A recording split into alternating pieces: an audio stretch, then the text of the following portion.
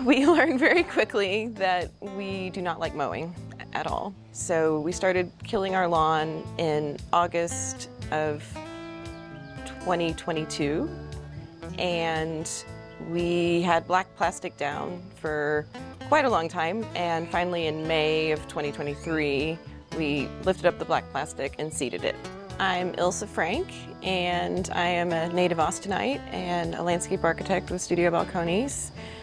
My husband, Tim Braun, and I purchased this home in November 2021, and we had been living in condos previously, and this is our first yard as adults since leaving our parents' nests, and so it was a bit of an adventure to begin on. I've always been interested in native plants and wildflowers and seeding, and so it was just an opportunity to experiment, honestly. Like, I've never had a yard. I was very nervous, honestly. Like, is this gonna work? Like, what's gonna happen here? My name is Jennifer Orr, and we bought this house fall of 2008. And when we bought it, there was a fence around it. There was a big red oak in the front yard that we've since lost, and really horrible nandinas and other invasive shrubs. And that's about it, and lawn. Yeah. Pretty boring. We had to get rid of the grass the hard way with a shovel, with pickaxes, and just get after it and dig it all up by hand. And thankfully, I think we were, still in our 30s, so our bodies could handle it for a day. But yeah, and then we just had to keep after it and keep weeding until I think finally over the last 15 years or so, the garden has established dominance, and so we've been able to weed less. Jennifer thankfully has a design eye, very artistic, and instead of just doing what I would have done is just rectangles or squares, she designed a very contoured landscape here. So the backyard was a driveway where all the flowers are now. A driveway and a big concrete just patio, or the middle of it was basically right. It's just a concrete pad, and so as a result, and Jennifer can speak more intelligently to this, that soil underneath the concrete had never had seeds in it, or at least not since maybe the 30s or the 20s, and so when we seeded it, there was no competition for those seeds because there was no weed base. There was no St. Augustine or Bermuda or dandelions or anything, or Johnson's grass, or so many things that can get in the way. Yeah, and believe it or not, all of our native wildflower and even grass mixes, they like crappy, poor soil. They respond well to that kind of soil. I was curious to try seeding. My employee, well, he was my employee, now he's my business partner, Michael, had done that to his entire front yard, had just killed all the grass and gone with native seed. It seemed like it was something that a lot of people were doing, and so I was like, well, let's try it. This is a perfect place to try it. My name is Michael Myhouse. I'm a principal at Studio Balcones Landscape Architects. This is my native Texas landscape. This is a yard that we've been managing since 2018, so going on about 6 or 7 years now. What used to be Bermuda grass is now our experiment. Our main goal was to get rid of Bermuda grass, so the first step was, okay, how do we create a good environment for seed germination? We wanted to just do mostly herbaceous cover from seed at first, and I don't like to do one treatment over the whole area since it's an experiment. We can try different things, so I tilled half the yard and raked out what we could of Bermuda roots, and the other half we just let go essentially and seeded over the Bermuda grass. And we did it in fall of probably 2018. So this yard was seeded once 6 years ago, and it's probably due for another round. But our prep was only native soil and a little bit of compost as a top dress, just to kind of get some nutrients back in there.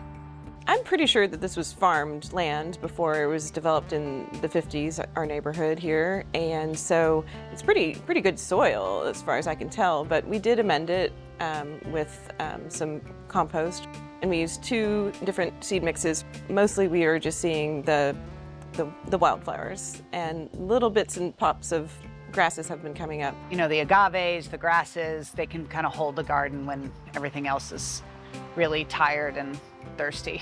With so many great, like really just kind of workhorse plants to, you know, that are widely available to put in your landscape. Lindheimer's Muley being one of the best for sure. It does create structure. In our yard, we used it to just designate, you know, the wildflower area from something else. These have been in the ground for almost 7 years now, and I've never cut them back. They don't have a problem pushing through the old growth. I would encourage people to resist the temptation to cut back bunch grass if they can. Really, I've been experimenting with just letting things go, no disturbance. This is a way to see what happens if we just let it go. So all that dead herbaceous cover, everything that's senesced and gone to seed, is just matted down over time, and we walk on it a little bit, you know, occasionally pull weeds, but for the most part, not cutting back grasses. I'm largely not cutting back any of the herbaceous growth. Controlling an environment can be done with less effort Well, that's true. because you accept new things coming in, and really you're just there to kind of provide parameters and make sure nothing dies. It's like parenting. Yeah, right. We're the guardrails of the garden. Right. You don't want anything horrible to happen, but it's not like you can control it all. And this little strip is our 2024 project. We put in the raised beds, which will keep the Bermuda out, we hope, from the vegetables. And we put in Oyas also with the raised beds. So we collect our HVAC condensate. And so my hope is just to take the watering can, fill it up over in our cistern, and then fill the Oyas. And we're gonna have a little seating area too, so we can enjoy the prairie. Our little garden we built this year for my 2-year-old is really just about just creating a little bit of a barrier to introduce some new soil and create a good environment for some vegetables and flowers. We like rocks, so collecting rocks, stacking rocks, piling them. Critters like them too. Really, the rock work is a great way to slow water down and to create these little micro catchments where plants can take roots and seed can distribute and germinate. We put in a little library. My husband is a writer, and he's a professor at St. Edward's, and it's just such a joy. Like, everyone stops by and peeks at it, and we like to curate it. We also have a dog library, which is where you can take a stick or leave a stick, and it's just like a fun little piece of community and getting to know our neighbors. Like, I feel like people should have some relationship to the trees and plants that keep us alive. I do want my kids to have a relationship with nature, and I think your yard is the easiest place to do it. I mean, going to national parks and state parks, that's great too, of course. But Yes. This is the day-to-day. But we can't live in one. No, we can't live in one. But No. yeah, So- but we can bring butterflies to this one. Just never-ending butterflies and bees. It's amazing. It's just like a constant show.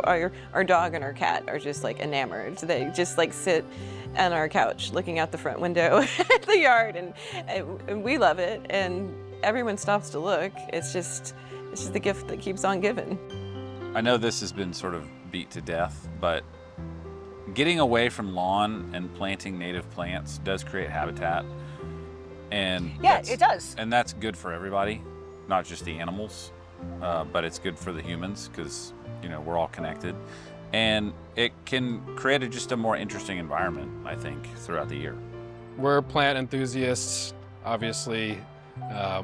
We're here to learn about the landscape, and this is our little microcosm to do that. So, we like to have fun and watch things grow and watch it change year after year.